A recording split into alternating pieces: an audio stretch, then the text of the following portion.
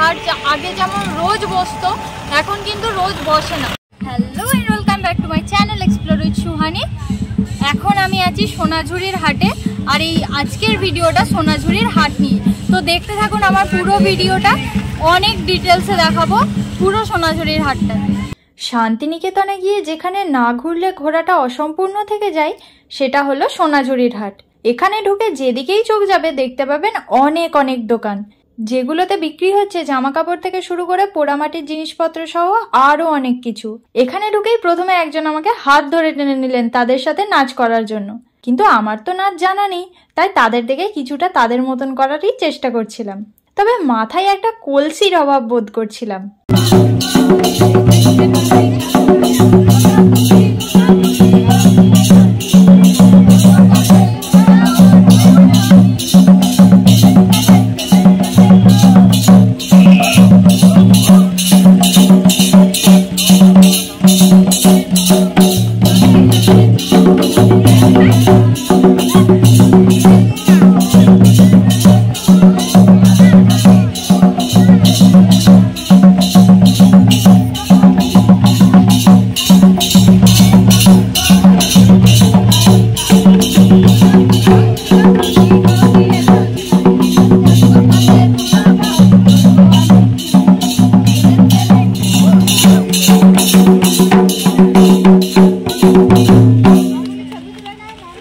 এরপর নাচানাচি ছেড়ে একটু ঘুরে দেখা যাক। প্রথমে দেখলাম রবীন্দ্রনাথ ঠাকুর এবং তার বাণী সহ বেশ কিছু ফটো ফ্রেম। শাল, সেগুন, মেহগনি আর সোনাঝুরি গাছের এই জঙ্গলে পাবেন শিল্পীদের হাতের কাজ করা বিভিন্ন রকমের জিনিস। রয়েছে সুন্দর সুন্দর ব্যাগ এবং কুর্তিও।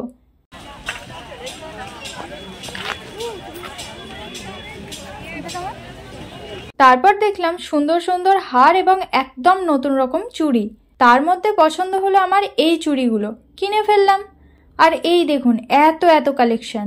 তবে এখানে প্রতিটা দোকানে আলাদা আলাদা কালেকশন এরকম ব্যাপার নয়, মোটামুটি সবার কাছেই এক রকম জিনিস।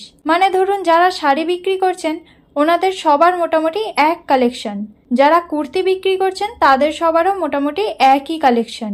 তারপর যারা ব্যাগ বিক্রি করছেন তাদের কাছেও একই ব্যাগের কালেকশন। দামও জিজ্ঞেস করলে সবাই মোটামুটি একই বলছে। পার্থক্য এইটুকুই যে কেউ কেউ দামে অনেকটা কম করছেন, আবার কেউ কমাতে চাইছেন না।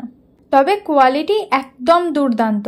তাই আমার একটা ছোট্ট সাজেশন থাকবে, এখানে আসলে একটু বেশি করে টাকা পয়সা নিয়ে আসবেন আর বাড়ির সবার জন্য কিছু না কিছু কিনে নিয়ে যান, কারণ এখানে তো রোজ রোজ আসবেন না।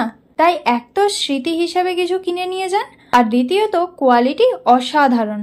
আর এরপর পছন্দ হলো এই চুড়িগুলো, বেশ ইউনিক লাগছিল। আমাদের ওইদিকে সেরকম পায় না তো, তাই নিয়েই নিলাম। আর দারুণ দারুণ লেখা এবং কারুকার্য করা জামা এবং পাঞ্জাবিও পাওয়া যাচ্ছিল এই হাটে। আর আমি তো যা দেখছিলাম সবকিছুই কিনতে ইচ্ছা করছিল। আর এই দেখুন একদম ইউনিক ব্যাগ। আর প্রচুর মানুষের সমাগমে একটা বেশ মেলা মেলা ভাব আসে। কিন্তু এখানে ব্যাগগুলো দেখছিলাম, মাঝে অনেক কিছু কেনাকাটাও হয়ে গেছে, ভিডিও করতে ভুলে গেছিলাম। তবে একটা জিনিস খুব ভালো লাগলো, এখানে আপনি জিনিস দেখে কিনুন আর না কিনুন, কোনো দোকানদার আপনার সাথে খারাপ ব্যবহার করবে না।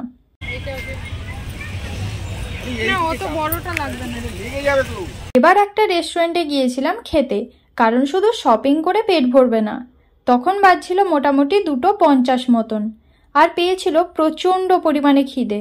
সব ভালো, তবে এখানে থাকা রেস্টুরেন্টগুলো বেশ এক্সপেন্সিভ। তবে একটা রটনাতেও বিশ্বাস করতে বারণ করব যে সোনাঝুরির হাটের জিনিস সস্তা, এটা একদমই নয়। চলুন এবার হাট থেকে বেরোই, বাকি কথা তারপর বলছি।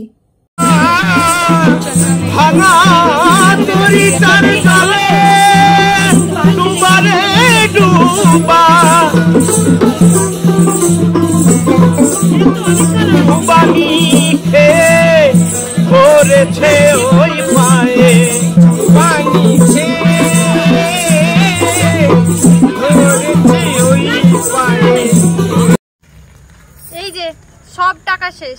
হ্যাঁ কোয়ালিটি ভালো, কিন্তু আমি এই প্রথমবার এলাম আর আমার 3000 টাকার মতন শপিং হয়ে গেল। যেখানে আমি টোটাল বাজেট এস্টিমেট করে এসেছিলাম 3000 টাকা, সেখানে আমি শুধুমাত্র 3000 টাকা শপিং করে নিয়ে বাড়ি যাব। হ্যাঁ কিছু জিনিস আমার বলে দেওয়া উচিত, যেগুলো না বললে আমার এই ভিডিওটা অসম্পূর্ণ থেকে যাবে। আর সেগুলো হচ্ছে সোনাঝুরির হাট।